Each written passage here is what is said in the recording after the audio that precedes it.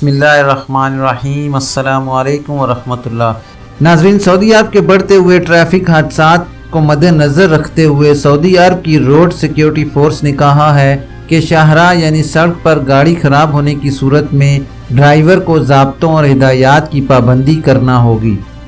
आजिल website के मुताबिक इदारे ने कहा है कि ट्रैफिक हादसात से बचने और ड्राइवर की सलामती के लिए ज़रूरी है कि मरकज़ी शहराह यानी शारिअ अल आम या इसको अरबी में कहते हैं खदसरी से गाड़ी को हटाया जाए। गाड़ी में खराबी वाक़या होने की सूरत में सड़क की साइड पर खड़ी कर दें, इत्तबाई बोर्ड नस्ब करें यानी रेड लाइट्स लगा दें और इशारे चलते रहने दें ताकि पीछे से आने वाले ड्राइवर हजरात आपको देख सकें।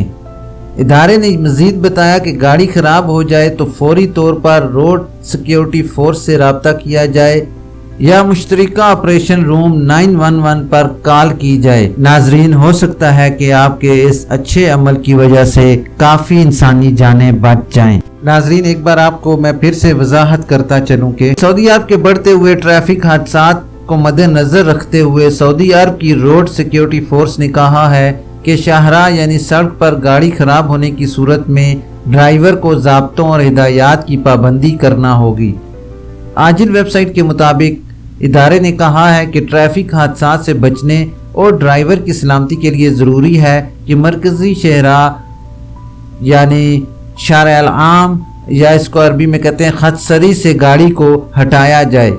गाड़ी में खराबी वाक़या होने की सूरत में सड़क की साइड पर खड़ी कर दें, इत्तबाई बोर्ड नस्ब करें यानी रेड लाइट्स लगा दें और इशारे चलते रहने दें ताकि पीछे से आने वाले ड्राइवर हजरात आपको देख सकें।